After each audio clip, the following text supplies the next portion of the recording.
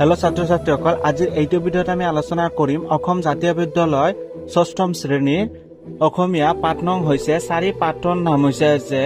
ভঁৰালৰ ভ্ৰমণ গতিকে তোমালোকে ভিডিঅ'টো স্কিপ নকৰাকৈ গোটেইখিনি চাই যোৱা এইটো ভিডিঅ'ত সকলো প্ৰশ্ন উত্তৰ কেইটা আলোচনা কৰিব আৰু এটা কথা এইটো চেনেলত যদি নতুন হয় তেনে চেনেলটো সাবস্ক্ৰাইব কৰিব লগতে বেল আইকনখন টিপি দিব যাতে এনেকুৱা আপডেট বিলাক পাই থাকে সো এবাৰ আমি কোশ্চেন কেইটা লগাইছো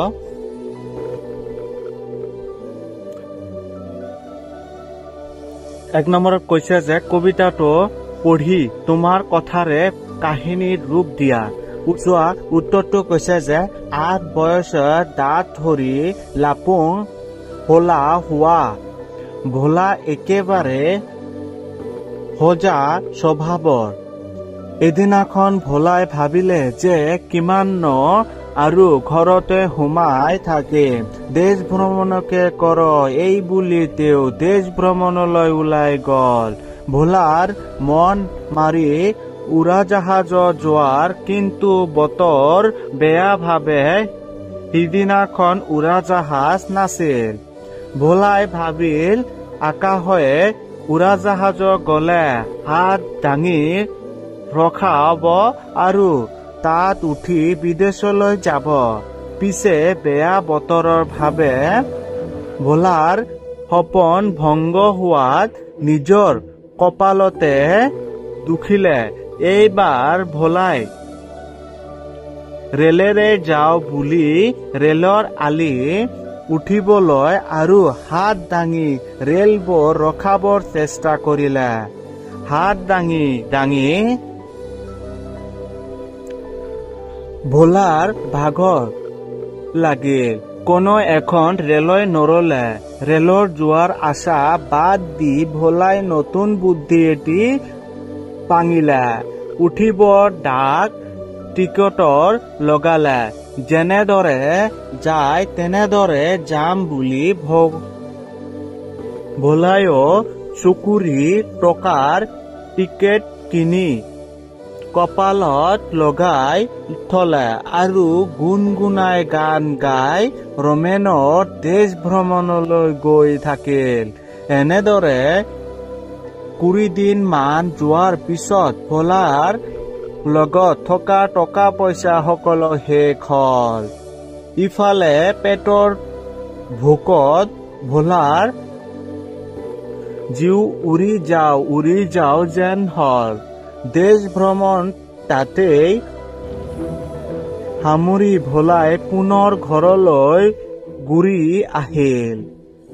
2 নম্বৰ কোশ্চেনটো কৈছে তলৰ প্ৰশ্নবোৰ উত্তৰ লিখা ক নম্বৰটো কৈছে যে ভোলা স্বভাৱৰ ক নম্বৰ কোশ্চেনটো কৈছে যে ভোলা স্বভাৱত কেনেকুৱা উত্তৰটো হৈছে যে ভোলা স্বভাৱত হোলাৰ ভাই মোলা খ নম্বৰ কোশ্চেনটো কৈছে যে 8 বয়সত ভোলাই কি হল উত্তৰ 8 বয়সত দাঁত সৰি ভোলা লাপুং হোৱা হল গ নম্বৰ কোশ্চেনটো কৈছে এদিনাখন ভোলাই কি বুলি কৈ ওলাই গৈছে উত্তৰ নিজৰ ভ্ৰমণত উত্তৰ নিজকে বৰমতা ভোলাই এদিনাখন দেশ ভ্ৰমণ কৰ বুলি ওলাই গল ঘ নম্বৰটো কৈছে যে ভোলাৰ কেনেদৰে যাবৰ মন আছিল উত্তৰ হাত দাঙি ৰখাই লৈ উৰাজাহাজত যাব ভাবে ভোলাৰ মন আছিল 9 নম্বৰটো কৈছে যে ভোলাই মনত দুখ পাই কাক দুখিলে উত্তৰ বেয়া বতৰৰ ভাবে উৰাজাহাজক যাবলৈ নাপাই ভোলাই মনত দুখ পাই নিজৰ কপালকে দুখিলে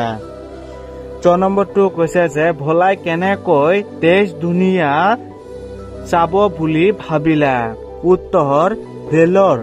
আলিত হাত দাঙি ৰেল ৰখাই ৰেলত উঠি দেশ দুনিয়া চাম বুলি ভোলাই ভাবিলে 6 নম্বৰটো কৈছে যে ভোলাই ৰেলক কি বদমাছ বুলি ক'লে উত্তৰ হাত ভাঙি থকা খন্তেও ইখনৰ পিছত সিখন ৰেল ফোফাই গুচি যোৱাৰ ভাৱে ভোলাই ৰেলক বদমাছ বুলি কৈছিল। 10 নম্বৰটো কৈছে যে হাত দাঙি দাগৰ লগাত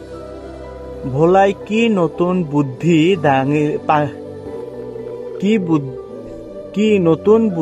পাকিলে উত্তৰ চিঠিবোৰ ডাকঘৰত টিকেট কটাবলৈ যিদৰে যায় তেনেদৰে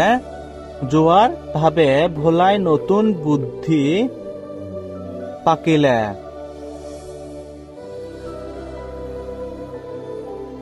11 নম্বৰটো কৈছে যে নতুন বুদ্ধি মতে ভোলাই কি কৰিলে উত্তৰ নতুন বুদ্ধি মতে ভোলাই চুকুৰি টকাৰ ডাক টিকট কিনি আনি কপালত লগাই ললে আৰু দেশ ভ্ৰমণলৈ গল। 9 নম্বৰটো কৈছে যে শেষত ভোলাৰ কেনে দশা হল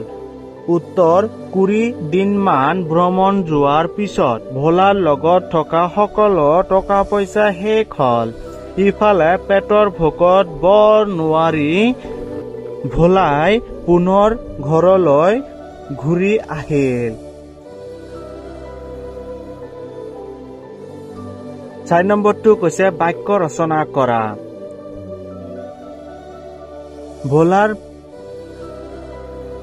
ভোলাৰ ভাই মোলা দেশ দুনিয়া ফোৱাই উত্তৰটো কৈছে যে ভোলাৰ ভাই মোলা একেবাৰে সহজ সৰল স্বভাৱ।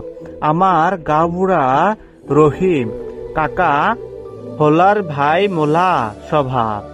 দেশ দুনিয়া দেশ বিদেশ দেশ দুনিয়া ভ্ৰমি শেষ কৰিবলৈও নিজৰ আপোন ঠাইখনৰ নিচিনা একো হ'ব নোৱাৰে। ফোৱাই বৰ বেগাই ৰেলবোৰ ফোৱাই গুচি যায়। 5 নম্বৰটো কৈছে যে বুজা আৰু লিখা দেশ বিদেশ উত্তৰটো এনেকে লিখিব যে দেশ দেশী বিদেশ বিদেশী স্বদেশী স্বদেশ স্বদেশী সুখ সুখী দুখ দুখী। তো ছাত্ৰ ছাত্ৰীসকল আজিৰ এইটো ভিডিঅ'ত এইখিনিতে সমাপ্ত কৰি আছো। আকৌ আহি আছো আন এটা ভিডিঅ'লৈ। গোটেইখিনি চোৱাৰ বাবে ধন্যবাদ।